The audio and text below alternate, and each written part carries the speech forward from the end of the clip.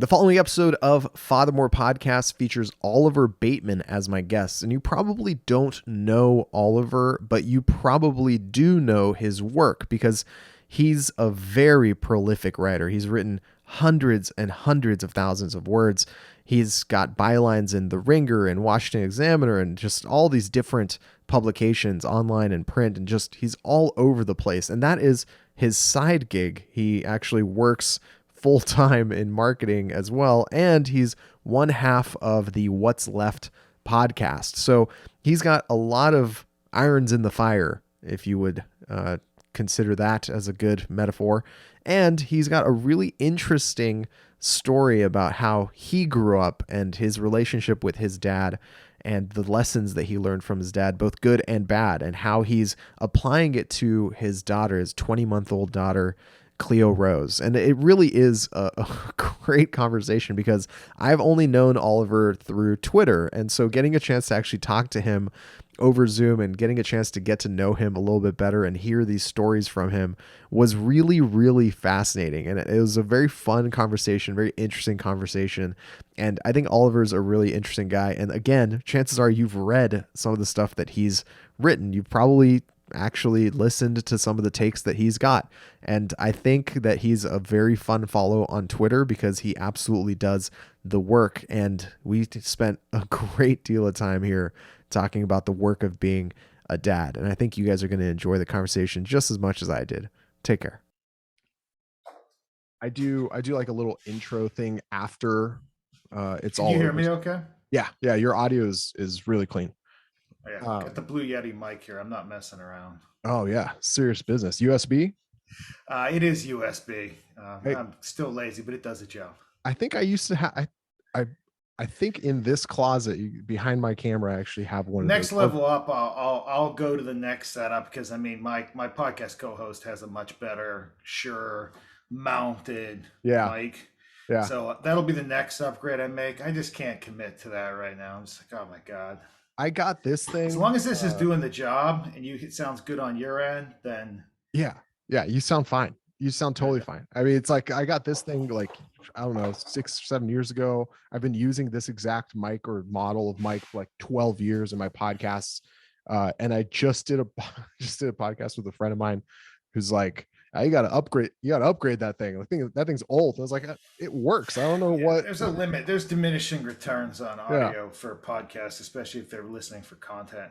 You know, if it's like Radio Lab or something, then that's different. Yeah, and I'm not doing ASMR here. I'm not just that. Yeah, it's got to be perfect for that. Yeah, the $10,000 vocal mics and the $1,000 cables, and I'm not doing multi-instrument recording either. Like, so I mean, this does great for work and for podcasting, and sounds clear and clean. Yeah, awesome. Not beautiful, but good. You know what it is? It brings out the dulcet tones of Oliver Bateman. That's what it does. That's all I need. That the voice. I get another thing is like I think I've heard one episode of What's Left before you guys locked it, right? When you guys first started it. That was my Kita. So that's how you get the money. I remember listening to an episode and I couldn't put a picture to the voice. I couldn't put a face to the voice. I couldn't put a voice to the face. Like it just wasn't clicking for some reason. So, there definitely was, I mean, between you and Amy, I couldn't tell which one of you had which voice, Yeah. There was a third person, wasn't there? There are guests all the time. Angela Nagel was a recurring guest for a while, and there's some other people that come back frequently. Like now, Glenn Greenwald is on the show. Cool. Sometimes, so like, and his voice is very distinctive relative to mine. So yes, it is. But it's a different thing. It's hard to. Zoom video helps. I'm always on video when I'm recording anyway, because I'm like, I think that helps you see when I'm talking. We don't talk over each other. Amy talks over everybody, so it doesn't matter. That's the tragedy of podcasts is that you get a lot of times people just talking over each other, and it makes an unlistenable experience. The more they're friends with me in real life or her, the more overtalk there is. Just As like in, in work meetings, the you Zooms just become. expect people to want to talk over you, or you just let it happen. Come on. Oh, I mean, I got to run a tight ship now, but it does happen. It can get pretty rough. I like to just go back and forth, but some people like to overtalk. Um, I I don't know. I actually don't know. I took some notes. I've been going through your Twitter. I've been trying to find like I was trying to find first what would have possibly introduced me to you. No clue.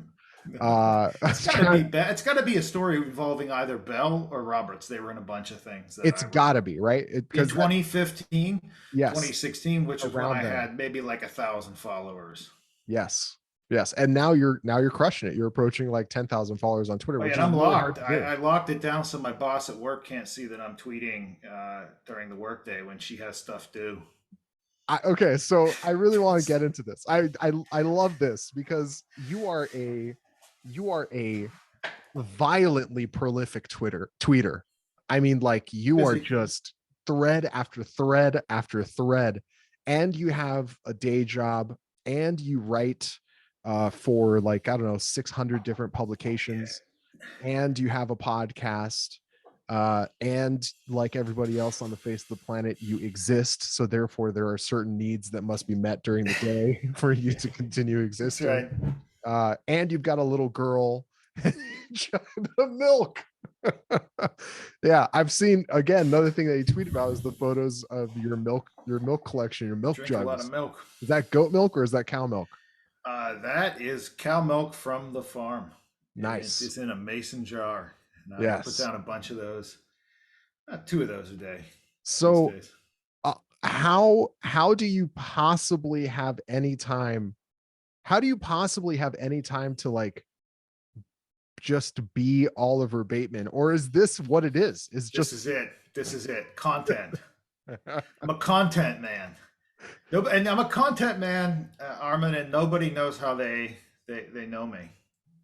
so I'm Like a just another content notch on the man who's belt. just around. No, a content man who's just around. Like it's because I've covered all these topics.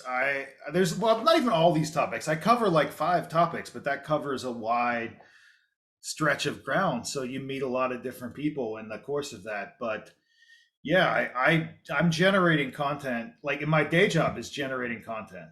Like I work in marketing and I'm a content writer. Wow. It's So all content all the time. it's just pumping out words.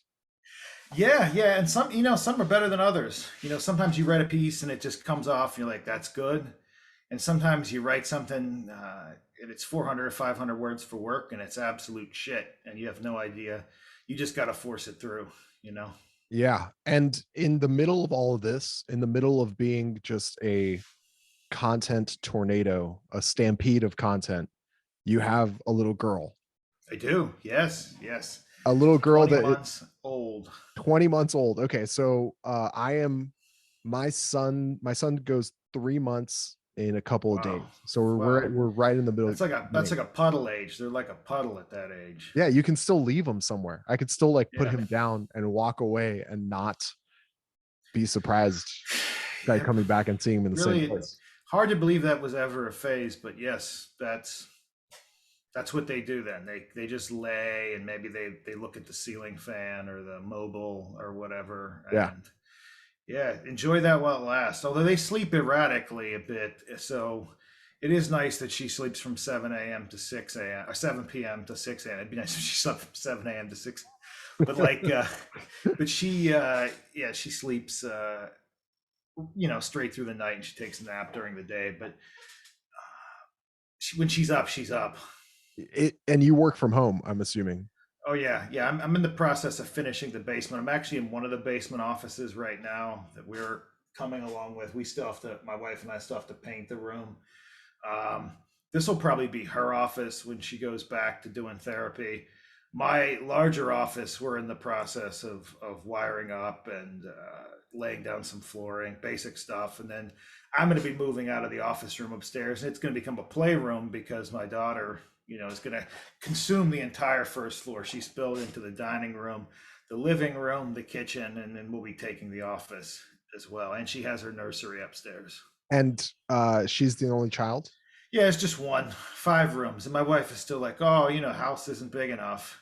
Oh, and we just put a huge new porch on, like with that Trex decking material. So, I could put another house on, and it wouldn't be big enough for Cleo No, Rose, my you daughter. know, my wife and I are very adamant that we're not gonna we're gonna try to keep our son from spreading like the plague across Yeah, our good luck. house. And we've already basically not been able to contain it. No, they're when they're out, they're out.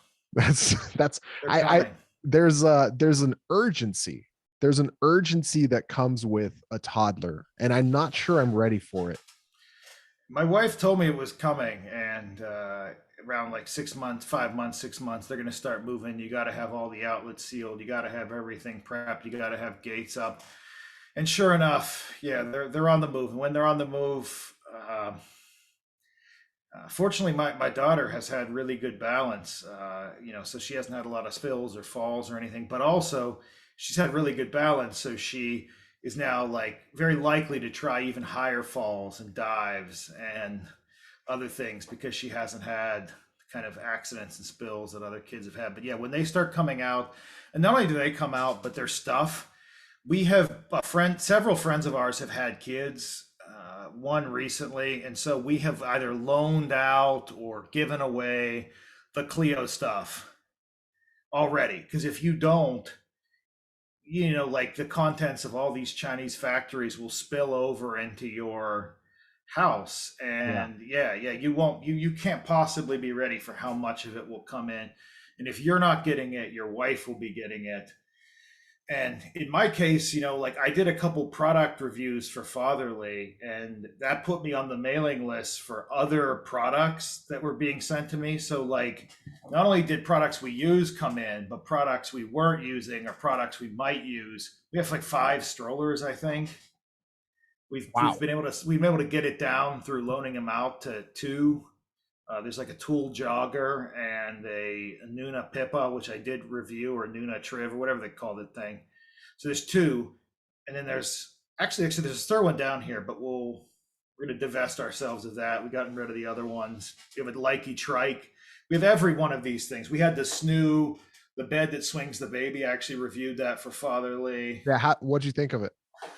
It helped, and it's helping the woman that it's currently with too, because it's probably more help for her because she's got kind of he's a bit of a crier, and Mm. I think the snoo is probably soothing him. And I think with Cleo, it helped, but Cleo's problem wasn't crying. It's just when she's up, and when she's down, and you can swing her head a million times, and she's just gonna go. But we did get sleep consultations from Harvey Karp, which was pretty cool. And he basically just gave us the advice that, like, yeah, she's just gonna develop like she's gonna develop, which is what every pediatrician seems to say.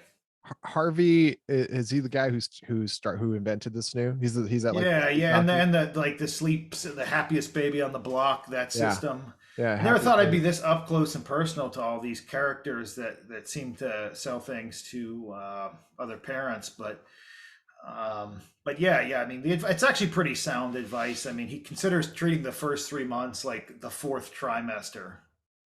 Yeah. I Like they, actually they did extra womb time. yeah, they like I actually went to college with his daughter and Oh wow, I had wow. no idea what she did. I just remember them, they're really well off. They're very wealthy. Yeah, there's no And doubt of that. and I was like, she said her daughter is a doctor and that he's written some books. And that was about as far as that conversation went, right? I was like, okay, cool. Like I didn't really pay attention to what she was saying about what her dad did. Um, and so we hung out for a little bit, and then we've stayed friends, like we've stayed in touch. And I remember seeing her post on Instagram. I had no idea what she did for work, and I saw her post on Instagram like, oh, check out this like magazine cover. She was on like Forbes or something. I was like, what? I go, how did this happen? So I just Googled her finally after like 15 years of knowing her. And then it turns out that she's the one who named the snoo, and she runs the company now Oh uh, yeah, yeah. with her parents. Started at the top and stayed there. You Correct. know, Correct. It's a good didn't way to didn't go go. downhill. Started at the top and It's a and good way to remained on go. top. But it's a fine product. It's well made. Highly recommend it. They I guess rent it to you if you need it as well. But if you have friends or other babies on the way, you could reuse it or split the cost of it or something. But yeah, yeah, they're undoubtedly well. I was in a class with Mac Brown's daughter at the University of North Carolina at Chapel Hill after that football coach had gone to the University of Texas and was, we're just sort of like trashing him in some way. And this girl is sitting there and interjects that that's her father. That's another one of those moments where you're just like, oh yeah, well, I mean everybody's somebody's kid, you know, You're right? like, don't worry, I'm not gonna hold it against you. Yeah, Anyway, yeah. It's fine. uh, She was used to it apparently. I mean, the trade-offs of being Mac Brown's daughter are probably quite good. He was making several million a year even yeah, back then. you're doing okay when you're when you're the highest paid government employee as Yeah, the football coach for the local tech state university. Yeah, I think you're doing all right. I think yeah, you're doing you're doing just fine. fine. Um, you mentioned that you never thought you'd be up close and personal with people who are like schlocking these these these No. baby and child things, which, as like a side note, is there any other market in which fear of death is the main Ooh. standard point? It's like there Well, isn't anything probably else that's probably medicine.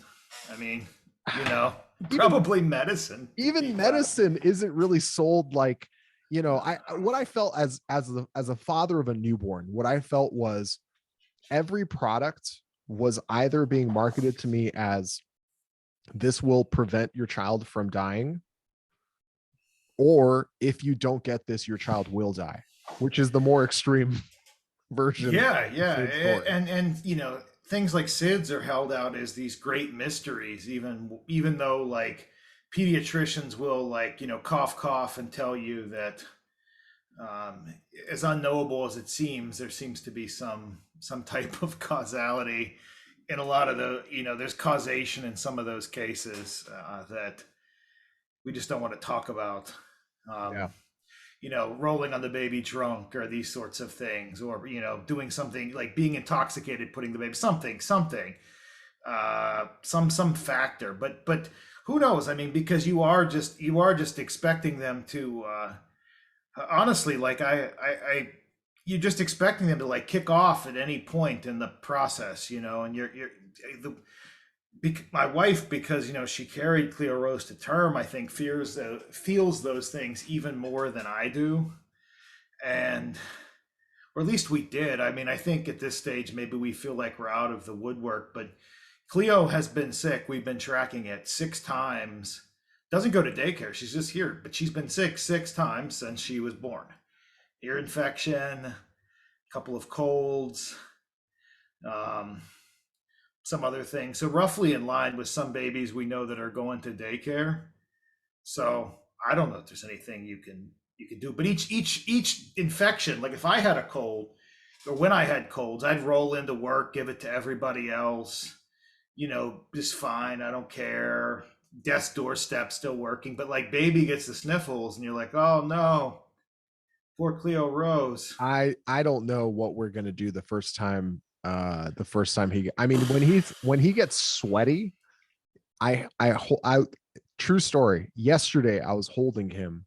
We'd just been traveling. We went to go visit my wife's family in Washington State. We live in California. Went to go visit my wife's family in Washington State. We were just traveling with the baby. We come back, and we're just trying to get back into the settling into some normalcy because we're traveling again in the next few days. So there's really no way for us to keep it normal with this baby, but we're doing the best we can. Anyway, he's like hanging out, and I pick him up, and he's feeling a little clammy, not warm, but a little clammy. I was like, this doesn't feel normal. I think we should probably just take his temperature. And this sort of like this would never cross my mind for myself, for my wife, No, for no. anyone I've ever met as an adult. even a grown child, even like a 5-year old or a 6-year old, I'd be like, you're fine. Like you play it off. As long as you're not doing something. But he has no way of communicating with me, even if he's behaving okay. The moment I saw something that just was slightly out of the norm, clammy skin, like, oh, you have a little bit of dampness on your forehead, kiddo. Let's take that temperature. Don't want it to be a cold. Like the fear sets in. The anxiety is real. Oh yeah, yeah. I mean, I'm covered in moles. I mean, some of them are probably even visible on video here. And I haven't been to the dermatologist in 5 years. And I mean, my mom's had skin cancer, has had skin cancer like continuously on and off for 5 years. She and I would probably both be her mom died of cancer. Like we would all be more worried about Cleo Rose getting the sniffles, even though that makes no logical sense because we're both caregivers. But like if Cleo Rose, so much as like has a fever, it's like uh, it's the end of the world. And if you take them on a trip, they get sick afterwards. I mean that something happens. They're going to be exposed to something. So we didn't even begin traveling with Cleo until like lengths beyond like an hour until September of this year when she was I guess 18, 19 months. She's born in February. So I Wow. guess, yeah, yeah. So we stayed. I mean, we followed the rules of the pandemic because my job has always been work from home. My wife got like almost a year's worth of leave through her school where she was a counselor and then she quit. Um, Hell yes. and so I Yes. mean, we just the situation changed. It wasn't like that was deliberate or anything, but uh, we just haven't had a reason to take her anywhere, and so she's kind of other than to her grandparents, and so she's kind of just visits her. She spends 3 days a week with her grandparents, 2 days with her but maternal grandparents, one with her paternal grandparents, and so when she does go somewhere new, she seems to get sick almost immediately. So like whether you're taking them out constantly or just like taking them out one and done, it seems like the same thing will happen, which is probably for the best because they guess they've got to catch all these colds and other things that they get. But then it's against the backdrop of a scenario right now where Cleo Rose has had 3 COVID tests. I have had none. 3 tests? When she gets the sniffles, our pediatrician recommends a COVID test. That So we take her in. Allegheny County here in Pennsylvania is very aggressive about testing. She gets tested. She's had 3 negative tests. wow. Yeah, she I had one I today. I I can't even imagine. I can't even imagine. I mean, like we're flying with my son, and I'm ready and willing to fight anybody who even tries to like put a mask on him. I'm like, he's 3 months old. Yeah, Relax. yeah, yeah. I mean, I don't know how they're. Yeah, I mean, Cleo wouldn't wear a mask. She'd go nuts. She would go crazy. But we also haven't taken her on an airplane. She's just she rides in the car. She watches her. If she's going on a car ride, she'll watch her tablet. No matter how much you try to keep the tablet out, that thing's coming in at some point. Yeah, did you guys have that plan of like, you know what, we're gonna free range this kid. They're gonna have an imagination, like we did when we were kids. If I didn't have to work during the day, given how much I do, I think I could swing it. But it is beyond my wife. Like if my mom was here full time, like who is like insane, then it might be manageable. But outside of that, because I was homeschooled. I was homeschooled up to the ninth grade, so I I didn't did not have know that. yeah, yeah. So I didn't have a lot of like I had very selective access to certain things. Didn't mean I didn't get to do a lot of like certain things, but like other things I never encountered. Like I never got to strike a match as a kid. That's the kind of mom I had. I didn't strike a match until I was in my 30s. Was that We an always exciting moment for you? Well, we were just striking. We were lighting the Advent candles, which is the normal thing. But I had always had the clicker for that. Yeah. Because that's safe. And so it's the first, this guy was like a traditionalist and he insisted on using a match. And I was like, dude, I don't know. I've never struck a match. Never even used a lighter that wasn't one of those click Yeah. lighters. Like, never used a flip Little lighter. flick So, things. Yeah. never. So it's the type of thing like that. I didn't get the chicken pox till I was 16. How did you get chicken pox at 16? You just met somebody who had had it when they were My 4? cousin also caught it at 16. We were living together at the time. We both got the chicken pox and we both missed like a quarter of the school year. That's wild. Yeah, yeah. It's the only time I've had like, the IV drip in and everything else to get rehydrated. Terrible, really terrible. I mean, worst, sickest I've ever been. Probably sicker than most people get from COVID now, certainly. They don't miss that much school. And I No. had like purplish scarring under my neck and everything for like months afterwards, but it did let up over time. But yeah, it was insane. Again, that's something that I think there's even a vaccine for that now, but Yes. Yeah, like I think they give that vaccine out like I don't know when you're supposed to get that one. I think that one's pretty early you get I that think one. it's in the packet. It may be in the package of what she's already gotten, but it was definitely not in the packet. I mean, I got vaccinated for all the '80s, early '80s ones, Yeah. so I didn't get that. And that's an example. You might, if you do need to get these sicknesses, probably best, even COVID, in fact, probably best to get it sooner rather than later because that was absolutely crippling. Have you gotten COVID? No, no, I was vaccinated back in February. I think I may have had it in July. Like I had a pretty terrible week. It's the first time I've been sick in years.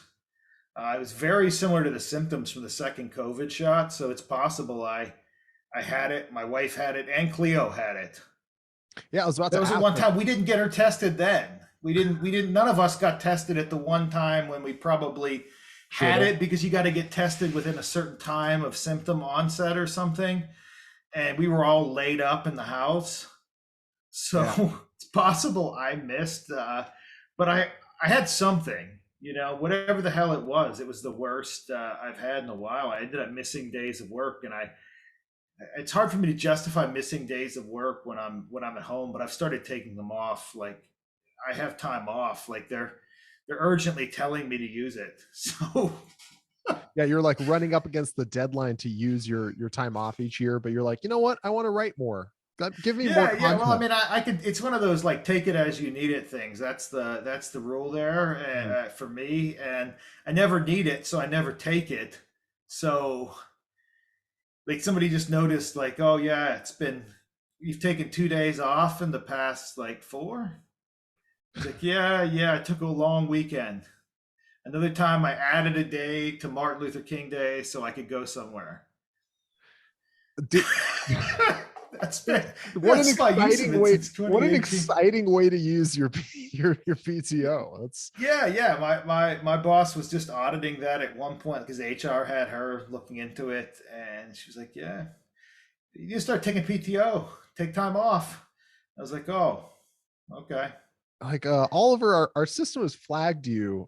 You have really big red flag here. You're like, oh my god, Yeah, is everything okay? Like what's been going on? Yeah, you actually are working a little bit too much there, sir. yeah, yeah. Well, I'm just, that's a terrible thing. Like, as much as I critique the system in different places, I'm very much a bad example of it because I'm constantly grinding. The grind sect. Yeah, it never stops. And I'm curious because it sounds like, and we spoke about this very, very briefly beforehand, like while we were organizing this. And I've seen you talk about your dad a ton on your Twitter, and you've Yeah, yeah. written, He's a character. I've read some pieces that you've written about him. Um, I mean, is there it, I don't is there someone that is even is it possible there's anyone in your life more influential on your like grind than your dad? No, no. He looms large, even though he's no longer with us. No, there's no. Both in terms of like demonstrating how to work the grind and how not to work it, and both of those things. I think he is sort of like. I don't think anybody ever studied another person. Maybe like Boswell studying Samuel Johnson or something when he's writing the biography of him. Like I studied my dad because like I said, I was homeschooled till the ninth grade. My dad would come home every day for lunch when he was working, and so he was always there. And then when he's taking days off, as he often did, he was just there. So we were just there. So I studied him intently, and he is truly an influence for good or for ill, because when he was stringing together work, he was very prolific, and when he wasn't working, he was like crashing and burning, like he was like work 3 months, like 3 months of continuous work, 2 months of rest type of guy. And so that was sort of the model that I saw. And what I've tried to do, what this has ended up doing for me is kind of, I probably overwork as a result, not out of any like, like tremendous like cultural pressure, but just out of this like individual. I've had moments of like extreme privation. No, the family has literally run out of money despite once having lots of it. Like it just decided to stop working and waste all the money. Just literally, why'd you do it? Well, just be an ornery. Just decided to call it. I saw a white light, told me to stop working. And so I've tried never to. Now I'm still in the age range before that. He was 42 when I was born, so I'm still in the age range before this like late 40s decline began for him. So I think some of this is just me worrying that, like, when am I going to have my moment when uh I'm talking about no longer working and going to live in a park school bus down on the Pitt County line or something like that, or writing to my old high school girlfriend to get her to buy a house for me in Montana because I Wow. don't have any money, which she did. Wow. I mean, 63 years old, hasn't spoken to her in 45 years, finds her name through a skip tracing service back in 2002. They start dating again, and then they buy a house, and then they're living in Montana, and that's how he lived there until he died in his bed. wow. He died penniless. I mean, all of his money was gone, but he lived pretty large up until the end, and he told me that's why he never explained to her why he dumped her. You always leave one in reserve. Holy shit. It was truly a long Holy game. It was shit. like it was truly a long game. It was like when his fourth marriage had ended, he had this one ready to roll, where he was like, well, with Suzanne, we never quite wrapped this up, and maybe Maybe she still thinks 45 years I'm the. later. Yeah, she had just gotten divorced as well, or like within a recent period, so it was perfect for him to, kind of come back in. He had been a real all-star back in high school, and so he still had a lot of his stock was still pretty high. Also, between marriages, he would usually lose his typical 40 to 50 pounds. The overall weight would increase steadily over time, but he would drop the weight Excess. Yeah. between. Yeah, yeah. So he would get down, he'd hit the stepper, he'd hit the weights. So he was looking pretty good for 63, quite strong for 63. That would be his last hurrah, and then he would gradually balloon up once again before he had a heart attack, had a couple heart attacks, and then passed away. But he had it all laid out. He wanted to live to be 75. He did.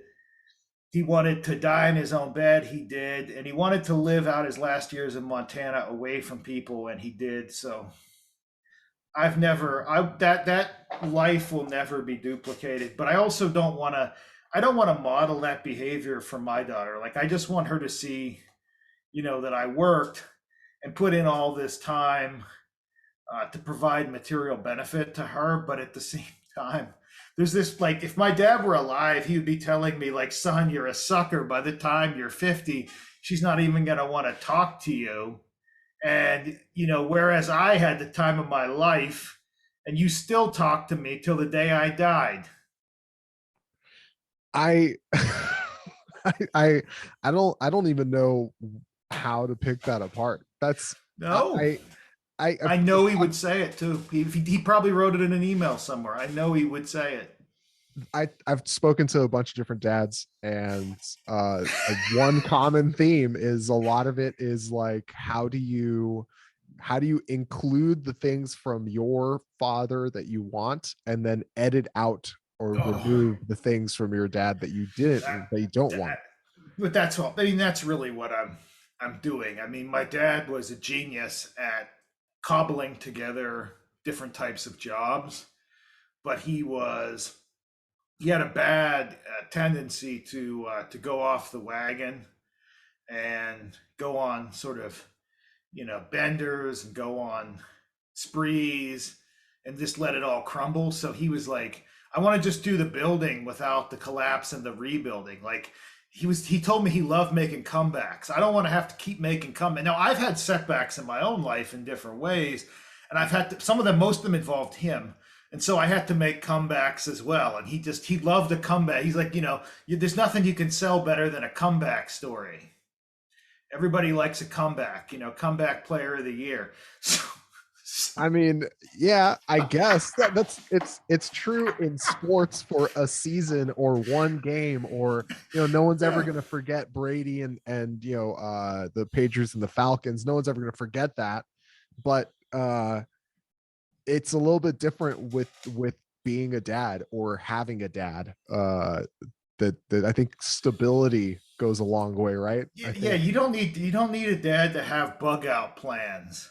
Like if you don't need a dad to have like, here's my plan for getting my wife arrested if she tries to get me arrested, which I actually executed, which he did execute in 1996, and like, walk scot free. She had to go through quite an ordeal. Truly, I mean, like, and he had plans like this for everything. Like you got to do something to him, but he had a comeback because, like he would tell me, and some of the stuff you've likely read, it's you or me, buddy. I You better want it to be you because I'm gonna want it to be me. I mean, I didn't really believe. I didn't believe. I don't know what else to say. I did not believe that your dad was uh that way. I didn't There's believe he was something the lovable character. about him, Oh, for anyway. There was sure. some, but and then people have offered different interpretations of that. I mean, some people remember him explaining that, and maybe some have said, like, well, he was in his 60s then, so he probably assumed that you would kill him and that would make him happy if you guys fought because you would have done what he wanted because he couldn't have won at that point or something. I'm like, no, no, that dude was just never going to go down. Like if you like watch if you watch those videos of like a bull goring a lion and the lion still is able to kill the bull before it dies, that was my dad. Like you weren't getting out unscathed. No. And he was going to get his before he got, like Marshawn Lynch said. He was going to get his more than he got, though. Like also, like Marshawn Lynch said. I mean, Yeah. long before Marshawn Lynch ever said that was the attitude I was raised with every day. You know, I'm going to get mine, so you better get yours. Is this where the work comes from? Is this where the work is born? The work means a whole bunch of things. My mom is a really strict Catholic, so the work is actually a reference to, and although she can't be a part of it, but the work is actually a reference to among other things, Opus Dei, which is sometimes called the work. It's a reference to doing the work, which is this kind of like empty phrase that people say now. It's a reference to actually working, which I do. I work around the clock. And, it's a reference to working people. As my dad said, you always got to be working people. It's a reference to pro wrestlers working the crowd, which is more or less the same thing. Like I work in marketing, so I know when like a phrase like that, when I began using it, that's when the follower count went up. It was very deliberate. Like it's a phrase, all the phrases, like they all mean like 52 different things. And so the work means all of those things, but it's the kind of thing he would have come up with. A lot of the stuff that I write and say is stuff that he probably talked about with me, but just couldn't execute in this type of form. He just couldn't. This wasn't his area. You know what I mean? Like being on a podcast wouldn't have been his thing, or writing an article, or working on a value proposition, or something like that. But in like a small scale, like writing a newspaper ad or local TV commercial, he would have, or the jingle for the car dealership, he would have done something like that. But I watched all that, and I've adapted it to what what I do all day. Basically, like when he was working, he worked round the clock. Like everything was part of the work. He didn't separate work and life. Like he was always doing something. He always had some little deal going. He always had some other job he was doing for somebody, and he just kept track of it. Like he kept track. I have pretty detailed Excel spreadsheets and things like that. But if my wife didn't want those to be there, I wouldn't keep them. Or if my boss didn't want like large amounts of record keeping and like Airtables or smart sheets or something, I wouldn't. I would just run it. I would just run it off the you know what's upstairs. Yeah. The I old mean, God noggin. forbid God forbid you start to lose your mind, though. That's kind of what happens. Like if you start getting dementia or Alzheimer's, that whole system falls apart. It You know, does very my quickly. my brother had a story about my dad. My brother was drafted. My half brother was drafted into running the parts department of my dad's Chrysler dealership, because we like to run with like 4 employees tops in a franchise car dealership, 3 to 4, keep it lean. That's right. Very lean. Always keep it lean. So it fell to Sam when he was 16 or 17 to basically go through and just do the books with the aid of just a bookkeeper, not an accountant, to just do the books for the entire back of the house.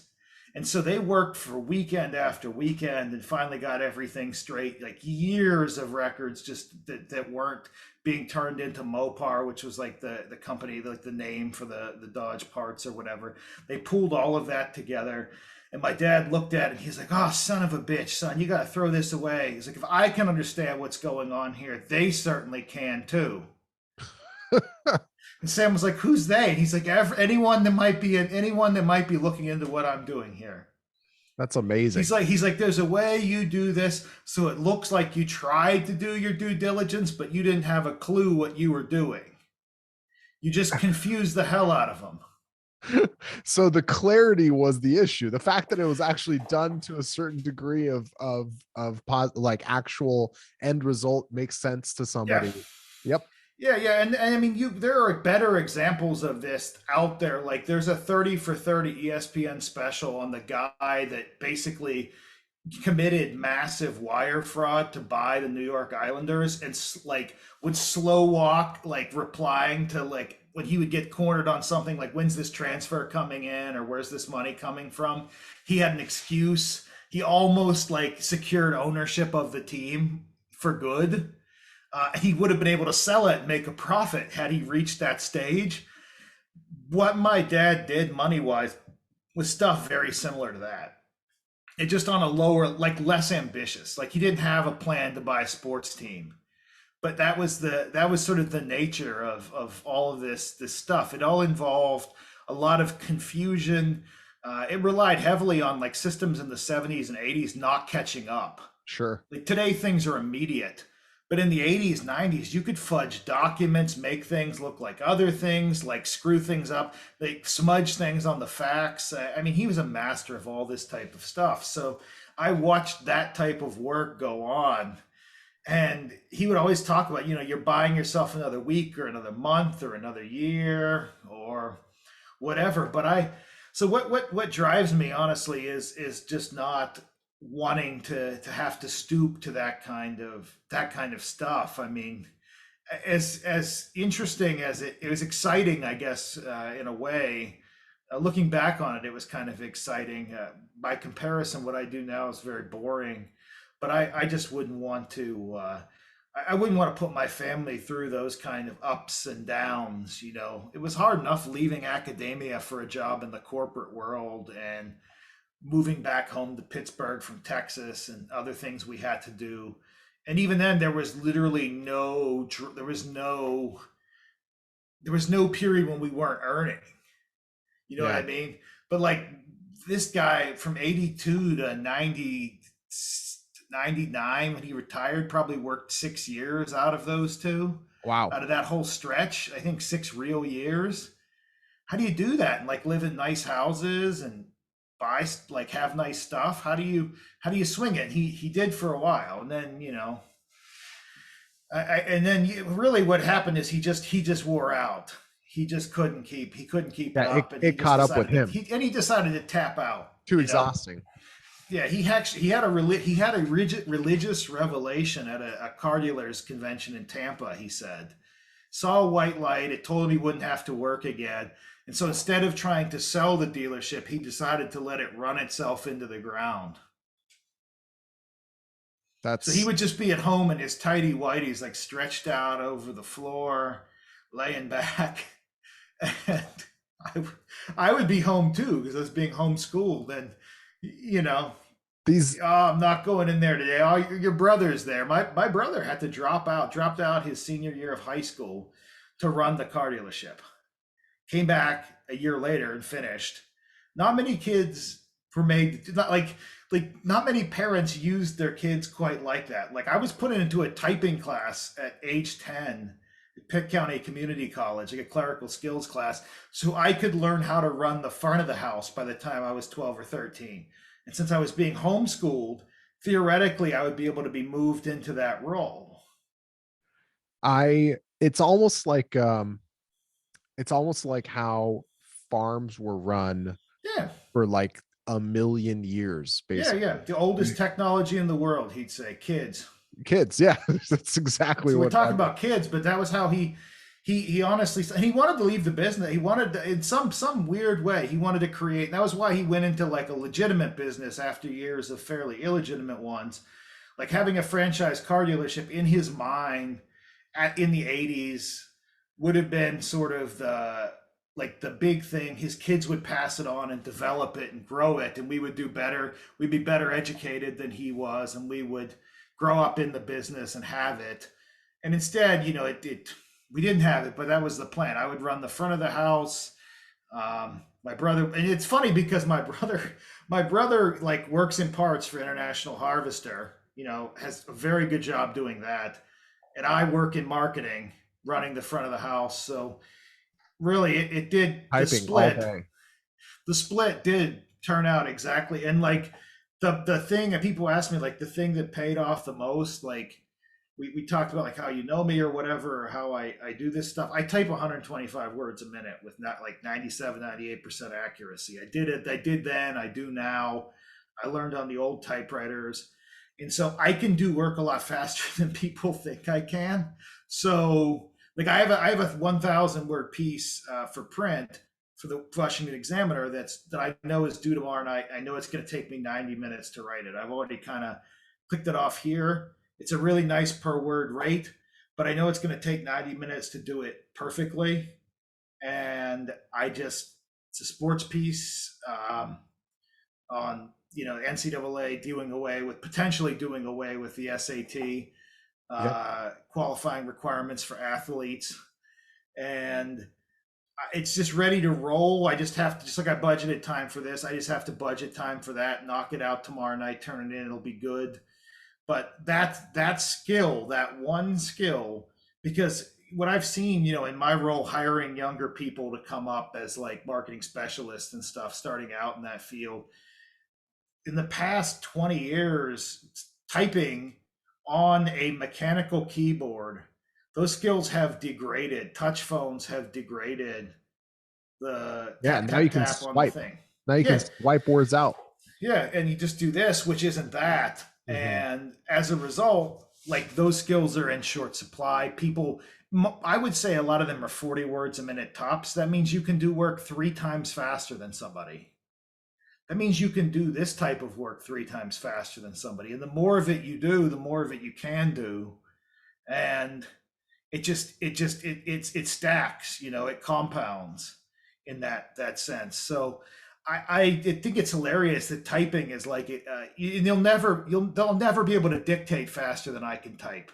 Like I Right. could dictate pretty well, but I would never need to because I could type faster. Because again, that was the old man. You don't ever need a secretary. You're your own best secretary. You don't need anybody to, like the Prince of Wales. You don't need anybody to hold your thing when you pee or whatever they do with it. That was my dad's big line. You don't need somebody to do that. Do it yourself and save one salary slot. The difference that I'm sort of picking up, the difference that I'm picking up between how your dad had this like, you know, the mindset sounds like and feels almost like always cornered, always ready to find a way out of the corner, whether there actually was a corner or not. You know, there's just the facade of a corner, the mindset of being able to like fight through a trapped Yep. scenario, you know, lone wolf deal. And you're talking like early on, you're talking, oh yeah, we built the porch where the Cleo Rose is taking over Yep. the all the house. You know, we're moving our stuff into the basement. It's like night and day difference, right? Did you have to to like consciously come to a decision of I'm going to shape my life around the family unit Yes. and the value there? Yes. Yeah. Yeah. I mean, I think it was a decision that by virtue of starting a family and staying married for 10 plus years, um, it was just something that I was doing because I had seen the consequences of letting those things slip. I mean, it was funny because my dad had said, if you get married, marry a woman whose parents did not divorce. My wife's parents, there's no history of divorce in her family, like direct line going back at all, which is interesting for baby boomers. A lot of them have parents who got divorced. My parents combined for 8 divorces. So That's like a hobby at that point. yeah, yeah, they're obviously um, they're not tied down in the same way. But he gave me advice like this, like basic statistics, basic probabilities. If you find someone like that, then they're more likely to stick it out with you. You can accumulate assets.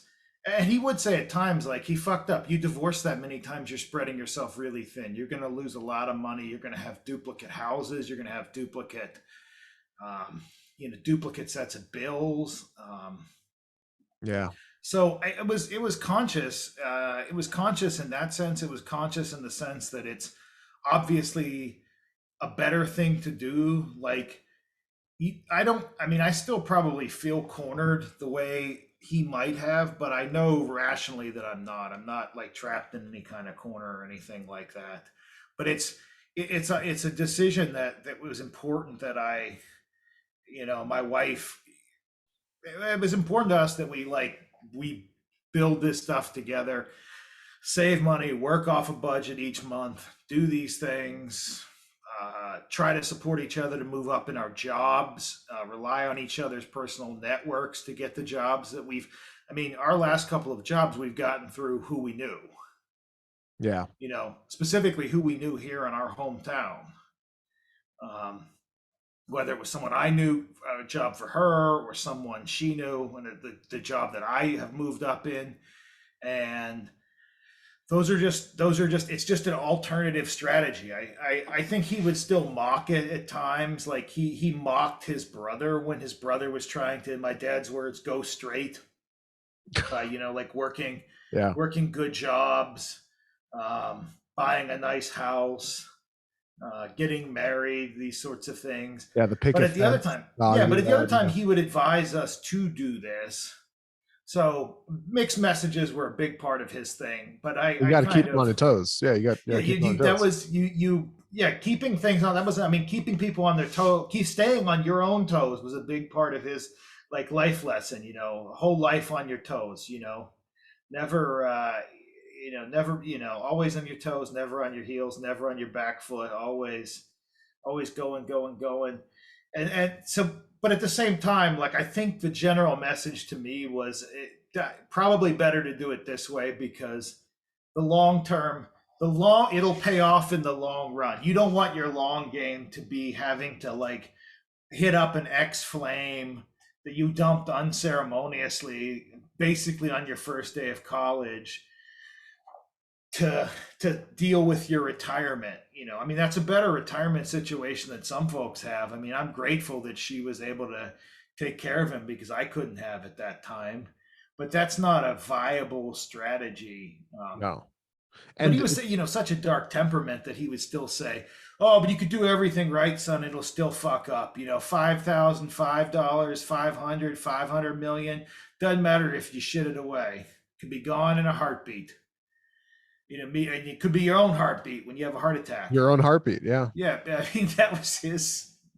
That was his big thing. I mean, he really hammered home sort of the pointlessness of it all. But at the same time, he seemed I'm sure he was torn in his own way too. But that's definitely the big takeaway. I tried to take away the stable lessons Yeah. that he put forward. Are, You are know, you are you are you so you were homeschooled, so you got exposed to this a lot in your very yeah. important formative years. Is this something that you're planning on doing with your daughter, or are you going to just let her actually I, go to a school and I mean, I think we'll relocate to. I think we'll relocate to a house in the suburbs in a district probably before she begins school. Um, Whether that's 3 years or 5 years or whatever. Even though we're doing a lot here, um, because you don't want to put what you could be putting towards equity. You don't want to be putting towards a private school. That's dumb. Um, but uh, I mean, I think homeschooling was incredibly valuable for me. I mean, to be able to do the stuff that I do, I don't think my parents had no idea they were preparing me for the changing nature of work, but in a way they were. I mean, everything that we did is stuff that obviously I wasn't writing takes or things like that, but the ability to just pick apart or put together my own curriculum, explain it, write essays about it, that's literally what I got to do. Yeah, Oliver, pick your maths for the day. Oliver, pick your reading for the day. Oliver, pick a movie and tell me about what you watched it. Like what talk about what actually happens in the film, how it's shot, what the story is, what the plot is. I mean, that was what my parents pushed, and that was how they both like questions, answering questions, being able to respond, being able to construct this stuff. I think in a way, for my own temperament as a kid, it was much better than going to school. You know, it was weird when I did start high school. I was 12, so it was a weird experience to go in there with the kids at that age. But I was so fat that it didn't really like I wasn't too like size wise. I was just like a fatter version of the same height I am now and everything almost. So there weren't problems like that. Um, but yeah, it was a weird experience to go into the regular school because there was a lot of structure but not as much content. yeah. And what we have today at the work for home world, yeah, there are scheduled Zooms on my daily calendar and stuff, and there's the podcast is a Zoom, this is a Zoom, whatever. But a lot of the content I have to work through that myself. So I have books that I'm reading at any given time. I have things I'm watching through at any given time. I have things that I'm writing at any given time, and they're all just lists that I'm going down and checking off, just like I did back then. So I think what they set up actually was a great way for me. I don't know if it would be a great way for Cleo. I mean, I think it would depend on her disposition. It would depend on my mom and my wife have very different temperaments. Um, I don't think it's not good parental practice to just leave your kid at home from 8 till 5, even if one of you comes home for lunch. I Um, wouldn't I wouldn't recommend it. but I somehow they personally had wouldn't. total confidence in me. Like I'd be left with like advice like don't touch the stove. Uh, people would ask my mom like, well, why doesn't he? Why do you think he's not going to burn down the house? And she's like, he just won't. It's like, why do you think he won't go outside? He just won't. The I don't trap know if I can is say that about Cleo. the trap is that you can look back at it and they were right. But your mom was right. I mean, They're totally right about how to educate me. you're sitting here right now like you've done pretty well. You're like Yeah. you're working really hard. You seem, reasonably well put together. You're taking care of yourself and your family. Uh I mean, at least, there's survivorship bias in the examples here. No, I actually loved homeschool because no one was there. I was left completely alone. Like the best time, it still is. I mean, I love my family, but I still like my alone time, my 4 hour life or my 4-HL. Um, when I can just kick back, read like an hour or two of reading, an hour or two of this, or an hour of exercise, which I just finished before this started. Um, and that's my time, and nobody is bugging me. Um, and it's so peaceful, just this, like, it's not quite as peaceful as that was, but there was a lot less peace when they all got home. So Yeah. but to just be able to sit at home and, like, if, I just want to read these three books, like, didn't matter that they weren't in some school curriculum. If I wanted to read Watership Down like 9 times in a row, I could read it 9 times in a row as long as I had something else to say about it. And some books, like, like The Once and Future King, I probably did read 9 or 10 times in a row. Don't know why, but just, you know what I mean? Like, just, or Yeah. if I wanted to read a wrestling magazine that day, like some old, I would buy old 1970s back issues of those, like, Bill Apter Weston wrestling magazines. I would buy old, like Weider muscle magazines and stack them up. And so that seemed weird. Why would a kid put his allowance toward this? Um, but I use that too. Like, You deadlift I can you write the wrestling deadlift the house. obituaries in Yeah, a you night. deadlift the house now, so Yeah, it all works out. and I write about the stuff. Like, that's the thing. Like, all of what fitness has cost me, or what wrestling cost me on the front end, it has made me that much more on the back end. And I haven't had to take a single bump in the wrestling ring, or use a steroid, or sell a steroid, or any of those things. Yeah. Like it is, the payoff has been so enormous. Um, and it's exactly what my old man would say. This stuff would come back around one day. And my mom would sometimes question that, like, well, shouldn't he read Great Expectations instead of this, like, what's superstar Billy Graham doing right now? Or can anyone beat Larry Scott in 1966 for the Mr. Olympia? Um, shouldn't he be reading something normal, instead of this kind of weird material? And he would just say, no, as long as he's got something to say about it, he can read it.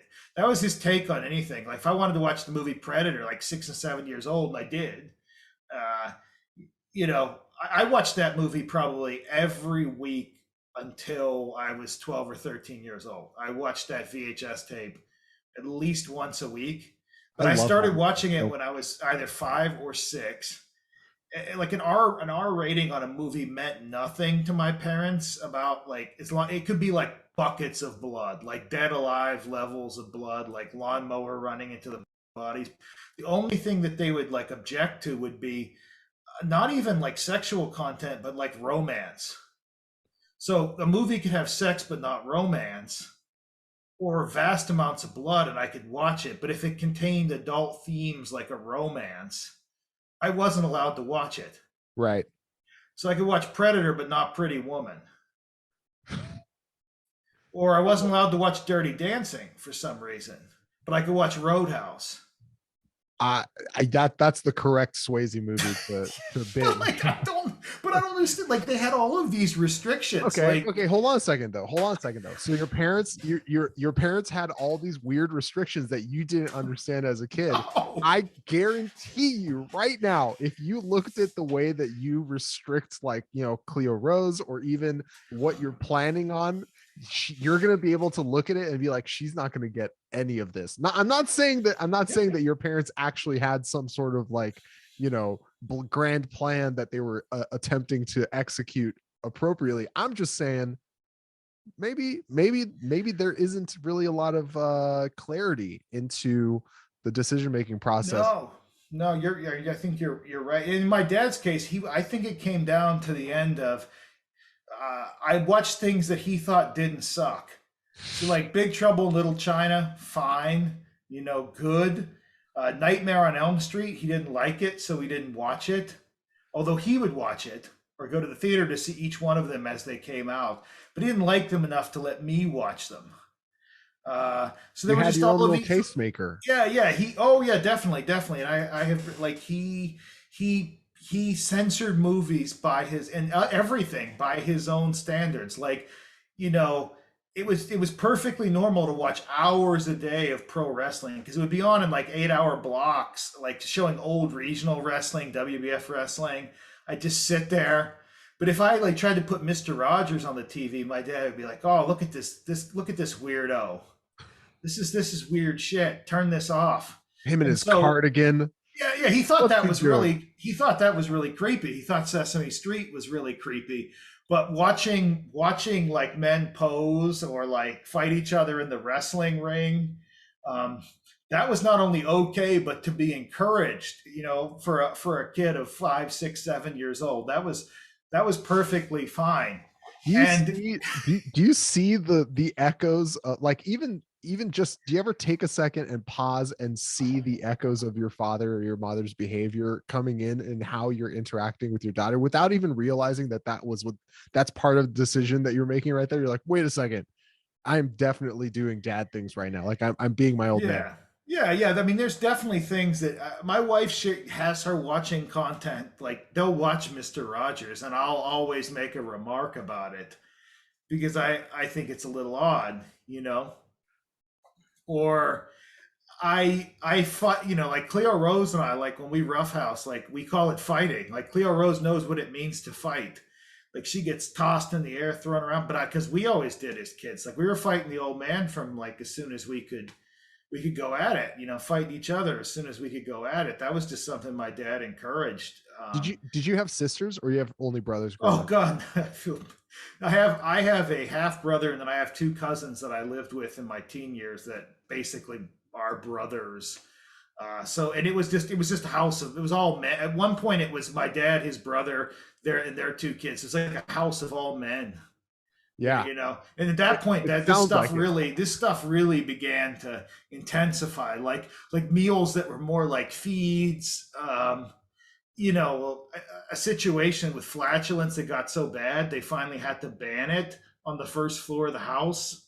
Like one-upsmanship just made and dairy just made the house like unbearable. Yeah, you The became downstairs feral. bathroom. It was Yeah, a feral yeah, family. Yeah. yeah. So I got to experience, in addition to years of my mom, who's very controlling and her own way. I got to experience like what a like life of all men, like a true man's world. And I mean, like neither my dad nor his brother were dating at that time. They were in a real, it was like a real like woman hating environment too, or just like not even that, just like no women allowed Yeah, yeah, yeah, environment. I yeah. remember my dad went on a date with a woman at one point, a woman named her name was Sunny, Sunny or Judith or something, and he brought her back to my uncle's townhome. Yeah, and they're just sitting on the easy chair together that like we would normally watch football on or something. She's sitting in his lap, and the three of us, including his brother, are seated around the couch. And there's a woman in the setting, like they're like kind of it's public display of affection stuff right there. And I remember thinking at like 12 or 13, I guess it would have been 97. I would have been 15. I think I'm thinking like, I know I'm thinking that what's going, like I like my brain couldn't even process the idea of dating. Right.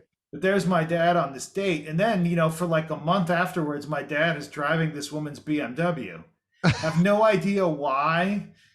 She gives him her older car, and he's just allegedly, he didn't have a car. Allegedly, his car is in the shop, so he's just tooling around town in this vehicle. Um, that was when I had to, my job after school was to run my dad's Yahoo Personals page. Wow. Yeah, so I began writing correspondence back to all of the All that women he typing, was.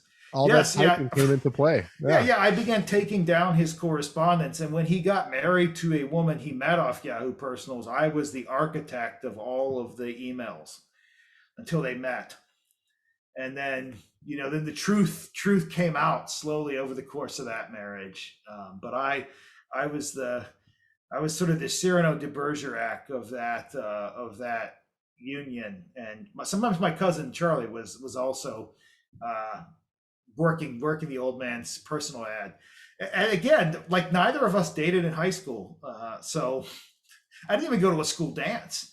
I didn't I, go to a prom. I didn't go. I mean, I graduated when I was 16. I had just turned 16 in May of the year that I graduated in June, and so I never went to a school dance. I never. I don't think understood that you could what a date was until like midway through college, and by then I was so busy working and being in school that I had no. It just didn't hit me till my probably my early to mid 20s what that even was. It So was just so alien. Like a lot of people today, kids today, or Gen Z or whatever, talk a lot about sex and sexuality and dating. I did not have a single thought about that until my early to mid 20s, if any. I thought about eating like a big steak after my shift ended. I know that sounds fucking stupid, but that's like such a, if you offered me a date or a steak, and probably even into my well, probably at any point, I would take the steak, especially if it's dry aged beef. I would yeah. take that over. It I'd depends on the take that steak. over the date. Yeah, definitely dry aged beef, tomahawk ribeye. I would take that over the date, especially if I didn't have to do the cleanup afterwards. Okay, hold on a second. Hold on a second. Hold on a second. Hold on a second. We, I just, okay. How did you end up getting married and having a child? At what point did you think to yourself, you know what? When I was in law school from '04 to '07, I dated a couple folks, and then when I was in grad school from '07 to 12, getting the PhD, I dated people at Pitt. Okay, so And you it just did I finally yeah, enter the dating pool. yeah, and like initially it was a way to have somebody to go out to restaurants with. Especially in Chicago, I ate a lot of junk food during that time when I was living out that way, and so it was great to have somebody to eat these massive meals with. And then later on, yeah, I began to understand like there's a progression associated with this, and I think it took a while for that to kick in, and it wasn't probably until dating my wife that there were a lot of near misses and like mistakes and things where I perhaps the relationship could have like evolved, but I just continued to do the same thing. And I mean, I wasn't done with my PhD yet, so I wasn't like ready to commit to anything. It was a lot of it was timing, but like people I didn't even occur to me that people had stages of this, Mhm. like that you get that like there, or at least maybe they still do. I don't know, but like you like have an engage like my I ever saw my parents have engagements prior to marriage, or like they have like pre-wedding events or wedding events. The parents just my parents got common law married in the state of Pennsylvania. The time limit ran. In fact, that wasn't even legal because my dad's first wife didn't die till '89. So she was still alive while cohabiting with my mother. She was in the hospital. She had bad MS, and so I saw none of this growing up. So truly, I was like raised by wolves in that sense, and it didn't occur to me. I had to learn it later on. I know that seems very very weird, but I just didn't know what it was. I think I missed a lot of this, like the. At the same time, I think I missed probably a lot of the heartbreak or pain or just confusion that a lot of kids have because I You was weren't just in those focused on scenarios. Yeah. yeah I was just focused on different things, and by the time it came around to doing that I was like older, like the clock had already ticked on being really stupid. I mean the only thing I was just really not committed Yeah. initially, like you know just a guy that liked to eat out meals and big meals and lived in a studio, in grad school, and don't want to be in that studio too long after I ate a big meal because the bathroom was right there, and the futon was right there, and it wasn't.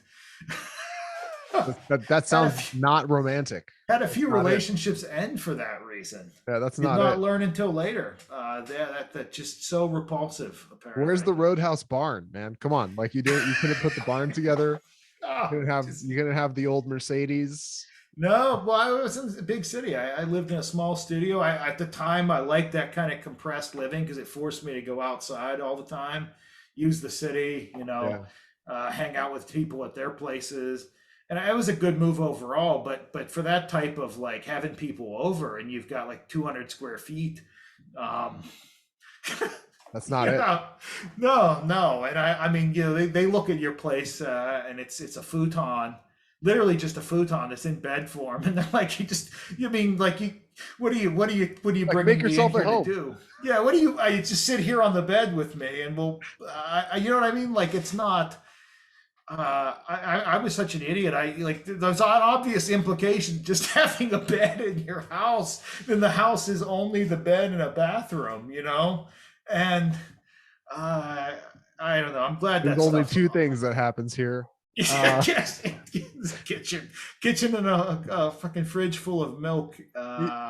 you, you apply yourself. Okay, so I'm getting to know you a little bit over this podcast, and it's hilarious. I now understand why you've never ever run out of something to write about, because you have an infinite takes, dude. Infinite Yeah. opinions, infinite experience, infinite takes. And I love it. It's fantastic. I'm curious through like the application of yourself, because you seem to be you know very clearly methodical. You like put yourself into the thing that you're doing at the moment, apparently with quite a lot of zest and verve. You just like get after it when you get after it.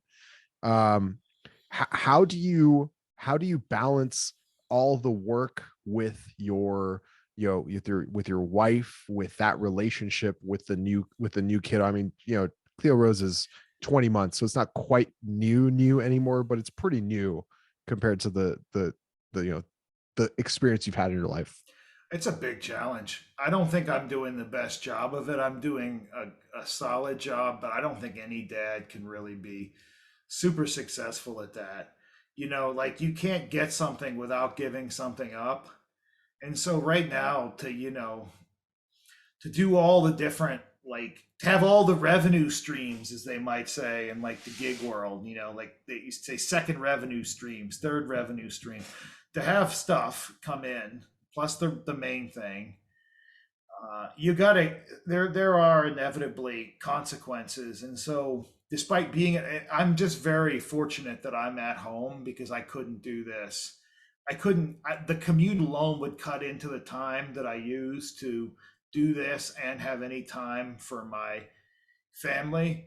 And so honestly, I on Saturdays in particular, but Sunday afternoons usually as well. Saturdays and Sundays from like 9 a.m. until 6 p.m. I'm with Cleo Rose doing stuff, even if unless there's like some truly major project either at work or like a big money project hits. I always record the podcast at this time of night so they don't really, unless it's somebody in England, and the time limit over there, the time zone over there is so screwed up. You have to record at like 9 a.m.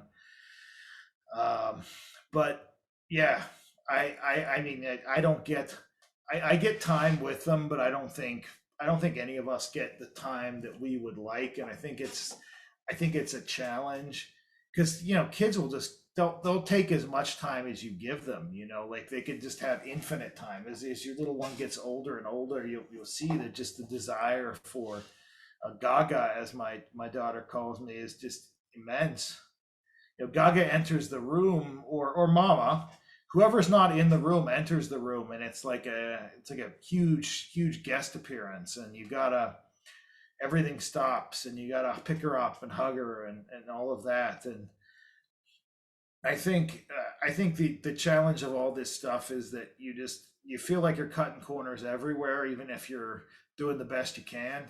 You always feel like, well, this is a 50% paper, and that's a 55% work assignment, and that's a 70% podcast, and that's a 25% daddy daughter outing, and that's a, you know, 10% diaper change. And you know what I mean? Like you start grading yourself on that, or if you're like me, you do, and you realize that you're just not you're not every I think that every parent gets to that, and I think some can cope with it and some feel bad, and some feel bad on behalf of their kids, which can't be good. My parents never felt any guilt that they weren't able to really be there for me. If there's one thing they didn't feel, it was that.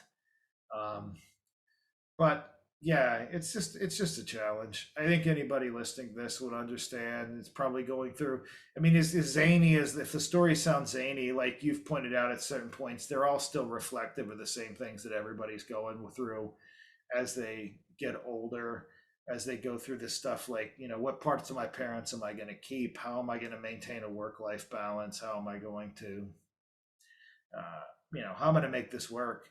And you're just some nights you're just so fucking tired that I mean, like I'll get a 20-minute cat nap, letting a YouTube of like Jimmy Weaver's old boxing matches or something, or Mike Weaver's old boxing matches run on YouTube, just Just just trying to catch because. anything. Yeah, Yeah. Yeah. yeah. Well, just while it'll put me to sleep, and then in like 20 minutes I'll bolt upright, and then if it's a good 20-minute nap, I'll have enough gas to get through the next 3 hours of whatever I do. But yeah, I mean, I drop at like 7 after eating, so like 7:10, 7:20, I drop and got to get a quick cat nap, pop back into it, work out on the weekends when she's napping. I try to work out during the day. Sometimes my mom comes on a weekend day, so I get the morning to myself. Um, but yeah, yeah. I mean, anybody listening to this is going to find achieving the right balance is so difficult. You're constantly going to be reevaluating it. Is there a direction you're headed towards? Is there an end point you're headed towards in which it's more time with Cleo Rose Yeah, with, I'd like to move up in the type of work that I do to the point at which I could abandon all of the other revenue streams. yeah. I mean, I've talked about that on them. I mean, as much as I enjoy doing them, or just do them occasionally, um, because uh, not that I don't like doing those things. It's just they would be the easiest cuts to make, and I got to cut somewhere so that I can have the normal evening schedules that people have. Yeah. Like you can have time for not just working and sort of grinding down I think I and got about 3 more years to 5 years that I can do of this like this, and then I gotta pull back. You know, I mean, if we can, if we're not, my wife will be back doing therapy again, so she'll sub in all of what I'm currently making, and then a little bit more, and then I'll be able to draw back. Like if Cleo Rose starts school, like that will be a time when I can probably actually have less to do. yeah, but then you're Strange gonna as have that more sounds. time. So you'll do more. Yeah, I mean, I'm somebody that's really hard to like. I'll fill that time, and so I can't. But in my in my heart, that's what I would like to do. I know it might. I've always thought that though, and then I find another thing to do, or I've always thought that, and then something else comes up, and I'm just really active. I mean, my mom, goes from the beginning to the end of the day. She doesn't have as many productive activities as I do, but like she's like cleaning the house every day, or she's cutting the shrubs every day, or she's just never stops.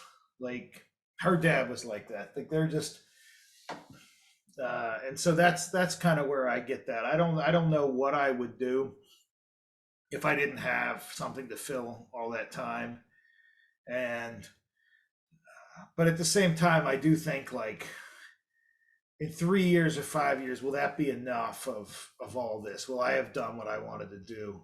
Maybe I won't. Maybe I won't.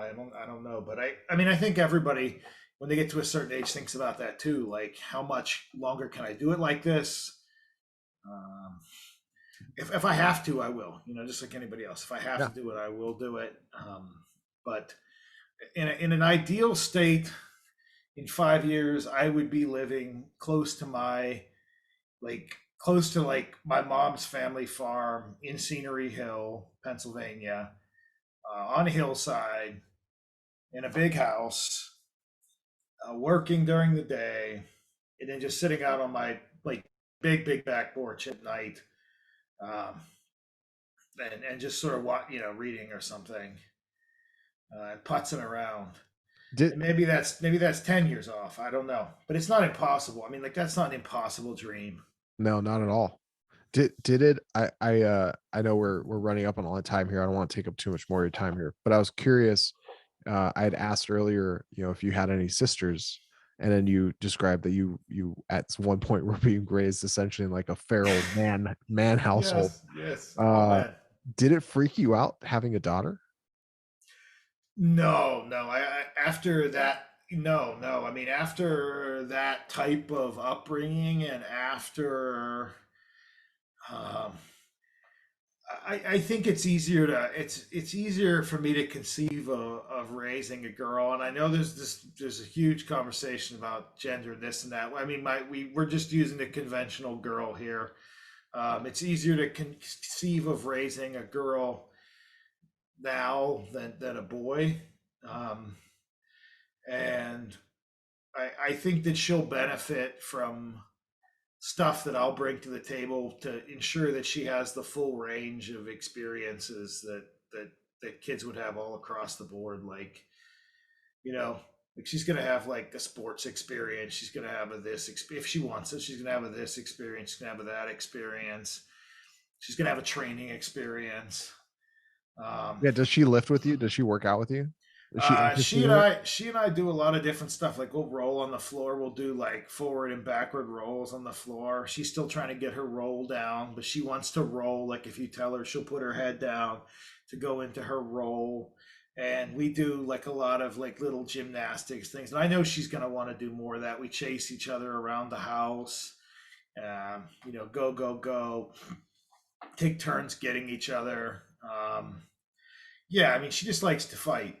Cleo Rose is gonna want to do that stuff, and so I think no. Like in terms of, if anything, I think it taught me that.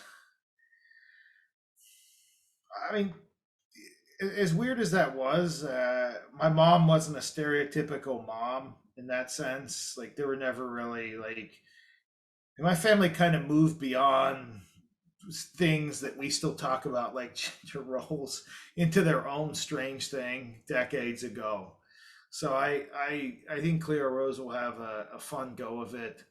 Um, I hope that she can avoid some of the stupid shit the way I did as a kid. Like the one thing about homeschooling, and then later the way I went through high school, and having my cousins live with me who were like also my best friends, and like that we just video gamed or worked out or whatever all the time.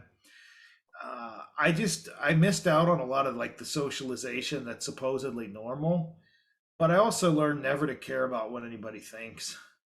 I like marketing. Of course, I care about what they think, and in marketing, my writing and other stuff, I care, but I don't care. Like I care, like in the sense that I'm trying to deliver a message that's appealing.